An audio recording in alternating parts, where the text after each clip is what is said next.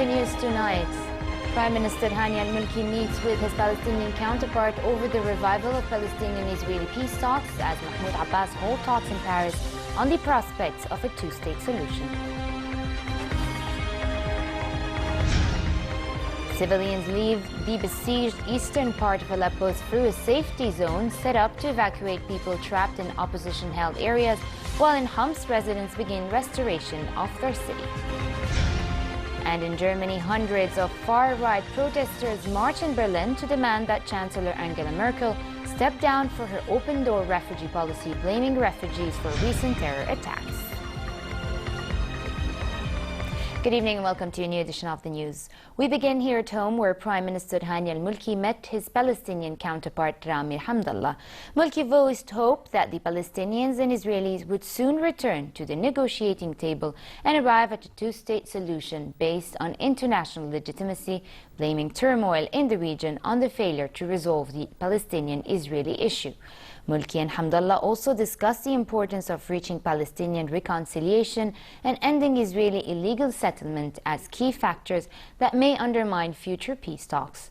The meeting also dealt with economic and trade ties, including the prospect of an electric power linkage between Jordan and the Palestinian territories, welcoming an upcoming meeting in Amman of the Joint Jordanian-Palestinian Higher Committee. And in a meeting in Paris, Palestinian President Mahmoud Abbas and U.S. Secretary of State John Kerry discussed the potential of a two-state solution. According to the U.S. State Department, Kerry is not proposing any fixed calendar for the development of the talks at this point, but he is hoping to make progress to create the right conditions for resolution. Also in Paris, Kerry later held talks with French Foreign Minister Jean-Marc Ayrault on the situation in Syria, as well as efforts towards a two-state solution to the Israel-Palestinian conflict. Early last month, France said a two-state solution to the Israeli-Palestinian conflict may soon be impossible, as it held an international conference to revive the quest for a deal, despite Israel's warning that the effort is doomed to failure. Abbas was later to meet with Ayrault. A scheduled meeting between the two was cancelled last week after the death of Abbas's brother. Over to Syria, more than 150 civilians, mostly women and children, left besieged eastern parts of Aleppo through a safety zone that Moscow and Damascus have set up to evacuate people trapped in opposition-held areas. Civilians were taken on buses to humanitarian aid centers set up by the Syrian government, it said, are capable of accommodating more than 3,000 people. Syrian authorities earlier announced the operation and dropped leaflets telling fighters to surrender and civilians to leave. A statement by Russia's defense ministry said 69 rebels have handed themselves in to the army since the operation began. Elsewhere in Syria, a joint United Nations and Syrian government program restoration is underway in Homs as residents start returning to their city. Here's more. In the Wadi al-Sayed neighborhood of Homs, evidence of Syria's war lies on the streets. The city and its skeletal buildings resemble a ghost town, abandoned by many. But now, new lives are rebuilding. Under a joint United Nations and Syrian government program, Syrians are returning to Homs to restore their city. Shop owner Muayyad Tarsha came back 9 months ago in hopes many more follow his lead. The trade movement is light, but the goal of reopening our shops is to encourage other people to open. The city had faced nearly daily bombardment after an uprising turned into war.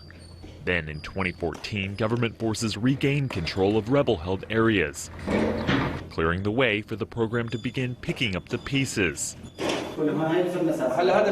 Among those who have returned is bakery owner Amar Swine, who left the city in 2012. I want to reopen because this is my shop, and I want to work again. We lived under harsh conditions for 6 years because we did not have an income. With the city coming back to life, residents hope that their efforts won't be for nothing and that peace will stay for good. Libya's UN-backed government has signed a deal with an armed brigade controlling the major Ras Lanouf and East Sidr oil ports to end a blockade and restart exports from the terminals shut down since December 2014. No specific date was set for restarting exports, but swift resumption would be hampered by technical damage from terrorist attacks and by opposition from the state-run National Oil Corporation. Opening Ras Lanouf and East Sidr would add a potential 600,000 barrels per day to capacity to Libya's crude export through experts estimate damage from fighting, and the long stoppage must be repaired before shipments are at full capacity again. Meanwhile, Libyan forces are making a fresh push to capture ground from Daesh besieged in Sirte. Nearly 3 months into a campaign to recapture the city, brigades mainly composed of fighters from nearby Misrata are waging sporadic street battles in residential areas where militants use snipers, mines and concealed explosives to defend their positions. Turkey released more than 750 soldiers who had been detained after the failed military coup, while President Tayyip Erdogan said he would drop lawsuits against those who had insulted him. The gesture of unity came after more than 60,000 people were detained, removed or suspended over suspected links to the coup attempt, including 40% of generals and admirals. The state-run news agency reported that 758 soldiers were released on the recommendation of prosecutors after giving testimony. Another 231 soldiers remain in custody. Western countries have condemned the coup, but have voiced concern over the scale of the crackdown. Hundreds of far-right protesters marched through Berlin to demand that Chancellor Angela Merkel step down for her open-door refugee policy. Under the slogan, Merkel has to go, protesters marched through the city, chanting against asylum laws and refugee policies. The demonstration comes only days after Merkel had to face down accusations at home and abroad that her open-door refugee policy allowed extremist terrorism to take hold in Germany. 5 attacks have been carried out since the 18th in Germany and has left 15 people dead and dozens injured. Politicians from left and right say Merkel's refugee policy is at fault after more than 1 million migrants entered Germany in the past year, many fleeing war in Afghanistan, Syria and Iraq. In the United States, firefighters battle for an 8th day to quell a deadly blaze near California's renowned Sur coast that could widen to more than 5 times its current size. The blaze has destroyed some 60 homes and threatens hundreds of others, spurring mass evacuations. The so-called Soberanes fire ignited last Friday just south of the upscale oceanside town of Carmel by the Sea. It has roared through nearly 32,000 acres and timber into the Los Padres National Forest, according to officials. Mountainous terrains combined with extremely hot, dry weather conditions have hampered efforts by more than 5,000 firefighters. An exhibition of the Russian seascapes maestro Ivan Avivzovsky opened at Moscow's Tetyakov Gallery ahead of the 200th anniversary. The exhibition features 120 paintings of the prominent Russian-Armenian artists of the Romantic School who lived between 1817 and 1900. The works on display are only a part of the artist's heritage that amounts to 6,000 works. The exhibition runs till November 20. It has already sold more than 20,000 tickets online.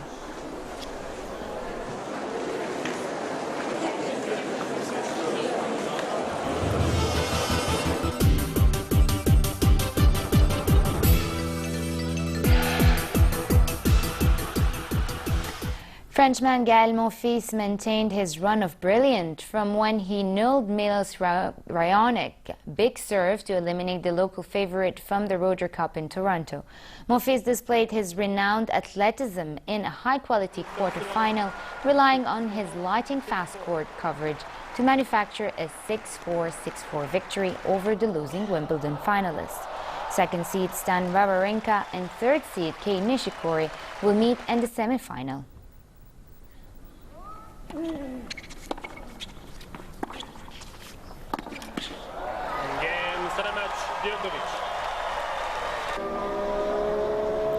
Nico Rosberg set a scorching pace under pressure to seize pole position ahead of a Mercedes teammate Lewis Hamilton in qualifying for his home German Formula One Grand Prix. Rosberg, determined to take back the championship lead from Hamilton tomorrow, lapped the 4.5-kilometer Hockenheim track in 1 minute and 14 seconds. The German had only one flying lap to set his time, however, after being forced to abandon his first attempt in the final pole position phase of qualifying due to an electronics problem.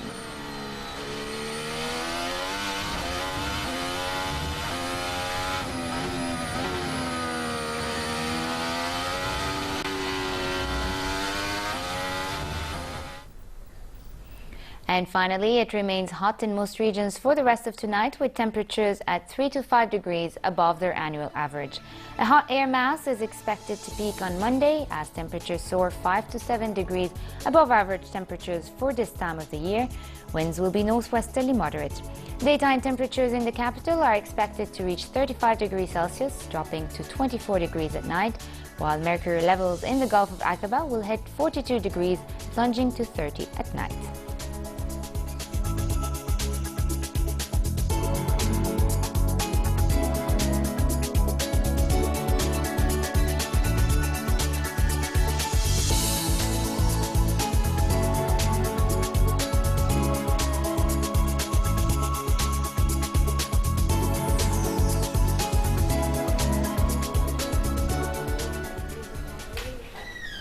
And in the news, here's a recap of our top stories.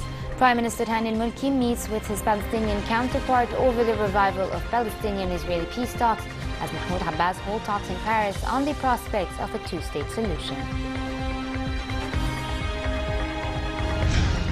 Civilians leave the besieged eastern part of Aleppo through a safety zone set up to evacuate people trapped in opposition-held areas, while in Homs, residents begin to restore their city. And in Germany, hundreds of far-right protesters march in Berlin to demand that Chancellor Angela Merkel step down for her open-door refugee policy, blaming refugees for recent terror attacks.